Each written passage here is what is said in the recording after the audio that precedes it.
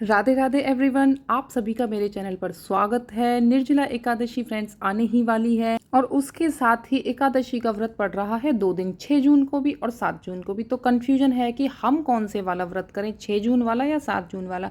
तो देखिए, 6 जून को जो एकादशी है वो गृहस्थ लोगों के लिए है, जो परिवार वाले लोग हैं, हम जैसे लोग हैं, उनके लिए 6 जून को एकादशी है। और जो साधु संत महात्मा सन्यासी वैरागी जो होते हैं वो 7 जून वाली एकादशी का व्रत करेंगे, क्योंकि उसमें द्वादशी और त्रयोदशी भी मिली हुई है, तो इसलिए वो लोग 7 जून वाला व्रत करेंगे और हम लोग 6 तारीख का व्रत करेंगे। अब सबसे बड़ी बात आ जाती है कि व्रत इतना लंबा होगा क्योंकि जो हमारा व्रत का पारण होता है एकादशी का, वो दोपहर को 1:44 पर अगले दिन ख़त्म हो रहा है।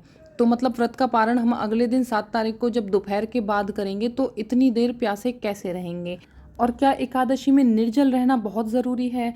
तो देखिए, जिस तरह से आप हर बार व्रत करते आए हैं आप उसी तरह से व्रत करें। और यदि पहली बार व्रत कर रहे हैं तो अपनी शारीरिक क्षमता के अनुसार ही व्रत करें, क्योंकि कई बार ऐसी न्यूज़ आती हैं कि बीपी डाउन हो गया है लोगों का या बेहोश हो गए हैं। तो ऐसा अपना शरीर के साथ रिस्क ना लें।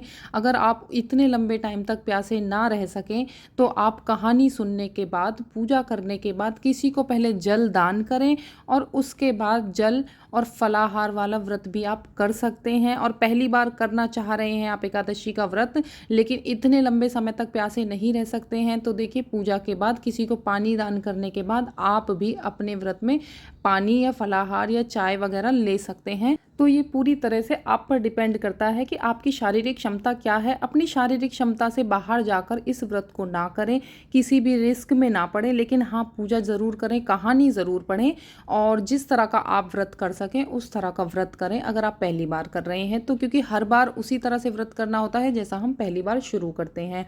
फ्रेंड्स, ये एकादशी जो निर्जल बिल्कुल रहते हैं ना, ये उनके लिए होती है। कहानी में भी बताया गया है कि पहली बार जब इस व्रत को भीम ने किया था तो उन्होंने श्री कृष्ण भगवान से पूछा था कि मैं किसी भी एकादशी का व्रत नहीं करता हूँ क्योंकि मैं भूखा नहीं रह सकता, तो मुझे कुछ ऐसा उपाय बताओ कि मेरे भाई बंधु सब एकादशी का व्रत करते हैं लेकिन मैं नहीं करता हूँ, मुझे उनका फल भी मिले और मैं भूखा भी नहीं रह सकता। तो भगवान कृष्ण ने उन्हें निर्जला एकादशी का एक व्रत बताया था कि पूरे दिन निर्जल रहो तो साल की सभी एकादशी का पुण्य मिलेगा। तो इस कारण से भीम जो है एक दिन निर्जल, बिना अन्न के, बिना जल के रहे थे ताकि वो साल भर की एकादशियों का पुण्य प्राप्त कर सकें। लेकिन आप कंटिन्यू एकादशी कर रहे हैं, सारी एकादशी कर रहे हैं और आप बिना जल के ऐसे पूरा एक दिन भी नहीं कहूँगी, 1.5 दिन कहूँगी मैं, तो 1.5 दिन नहीं रह सके तो आप जल दान करने के बाद पानी पी सकते हैं।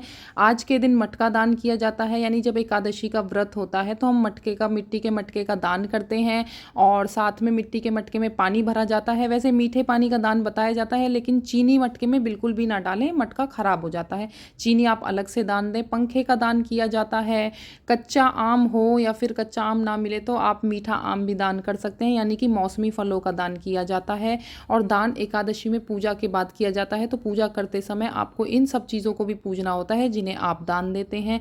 तो अगर आप मिट्टी का घड़ा ना दान कर पाए पानी भरकर, तो आप कलश में पानी लेकर पूजा कर सकते हैं और मीठा पानी किसी को भी घर में पिला सकते हैं। घर की महिलाओं का अगर व्रत है तो आप अपने ससुर जी को, जेठ जी को पिला सकते हैं। लेकिन अगर आप अकेले रहते हैं तो बाहर मीठे पानी का वितरण होता है एकादशी पर, जगह जगह पर होता है, मंदिरों में होता है, आप वहाँ पर भी अपना सहयोग देकर मीठे पानी का दान कर सकते हैं और फिर खुद भी पानी वगैरह पी सकते हैं। अगर आप निर्जल नहीं रह सकते हैं तो आप किसी को भी मीठा पानी पिलाइए। अगर कोई भी नहीं मिलता है तो छोटे बच्चों को पिलाइए। किसी को पानी का दान करना बहुत ज़रूरी होता है, बहुत शुभ होता है एकादशी पर। ज्येष्ठ मास में वैसे भी जितने तीज त्यौहार आते हैं उन सभी पर पानी का दान किया जाता है, घड़े का दान किया जाता है। फ्रेंड्स, पहले टाइम में जैसे कि फ्रिज वगैरह नहीं होते थे तो कच्चे घड़े, जो मिट्टी के घड़े होते हैं, उनका दान कर दिया जाता था। लेकिन आज की डेट में ऐसा है कि कोई लेता नहीं है घड़ा वगैरह, तो हम क्या करें? तो हम पानी पिला सकते हैं यहाँ पर हम, या फिर हम वहाँ पर अपना कंट्रीब्यूशन, सहयोग दे सकते हैं जहाँ पर मीठे पानी का वितरण हो रहा हो। कुछ जगह पर इसे छबील भी बोला जाता है, जहाँ पर छबील लगाया गया हो, आप वहाँ पर भी सहयोग दे सकते हैं। चीनी दे सकते हैं, दूध दान कर सकते हैं वहाँ पर, और शरबत दान कर सकते हैं। तो मीठे पानी का यानी कि शरबत का दान करने के बाद आप भी पानी पी सकते हैं। पूजा की सारी विधि और दान किस तरह से करना है, किस तरह से हमें पूजना है, ये सब कुछ मैंने वीडियो में पहले ही बता दिया है। इसके बाद जो फ्रेंड्स अगला वीडियो आएगा, बहुत सरल तरीके से हम एकादशी की पूजा कैसे करें, उसके लिए भी जल्द ही वीडियो आ जाएगा। और हाँ, एकादशी के नियम वही रहेंगे जो हर एकादशी पे रहते हैं, यानी कि दशमी तिथि से ही एकादशी का व्रत शुरू हो जाता है। दशमी तिथि की शाम से ही हम अन्न त्याग कर देते हैं, अगर आप कर सकें तो। मैंने पहले ही बोला है, व्रत अपनी शारीरिक क्षमता के अनुसार करना चाहिए। तो दशमी तिथि की रात से ही हमें अन्न से बनी हुई चीज़ें जैसे कि दालें, छोले, राजमा और इस तरह से गेहूँ, इन सब चीज़ों को नहीं खाना चाहिए। बाकी हम कुछ भी खा सकते हैं।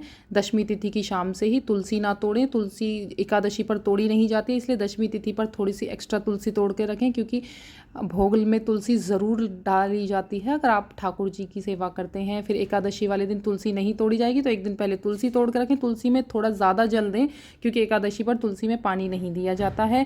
घर में चावल कोई भी ना खाए। आपका व्रत है और आपके बच्चों का या पति का व्रत नहीं है तो भी घर में चावल ना बनाए। एकादशी के दिन चावल खाने से कहते हैं कि पाप लगता है, तो चावल बिल्कुल ना खाएं। द्वादशी पर जब हम पारण करते हैं उसमें चावल बनाए जाते हैं, पहले दान किए जाते हैं। अगर कोई आपके घर में ब्राह्मण भोजन के लिए नहीं आ रहा है तो आप मंदिर में भी दान कर सकते हैं। तो चावल का दान करने के बाद ही हम चावल खाते हैं व्रत के पारण के बाद। एकादशी वाले दिन चावल घर में कोई भी ना खाए। दशमी की शाम से ही आप तामसिक भोजन त्याग दें।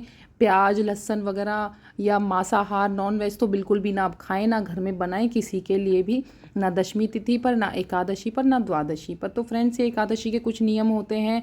नियम तो बहुत सारे होते हैं, लेकिन हमें अपनी क्षमता के अनुसार उन नियमों का पालन करना चाहिए। जैसे कि एकादशी के दिन सिर नहीं धोया जाता है, तो बहुत ज़रूरी ना हो तो आप सर ना धोएं। तो इस तरह से फ्रेंड्स एकादशी का व्रत रखा जाता है, और एकादशी की व्रत की पूरी विधि मैंने पहले ही चैनल पर डाल दी है। अगले वीडियो में मैं एकादशी का पूजन बहुत सरल तरीके से हम अगर करें तो किस तरह से करें, इसका वीडियो भी चैनल पर आ जाएगा। डिटेल वीडियो ऑलरेडी चैनल पर आ चुका है, आप वहां से देख सकते हैं। और मेरे चैनल पर आपको इसी तरह की जानकारी मिलती है कि हम महिलाएं घर में रहकर अपने तीज त्यौहार किस तरह से मनाते हैं। तो बने रहिएगा मेरे साथ, अगले वीडियो में मिलेंगे फ्रेंड्स। राधे राधे।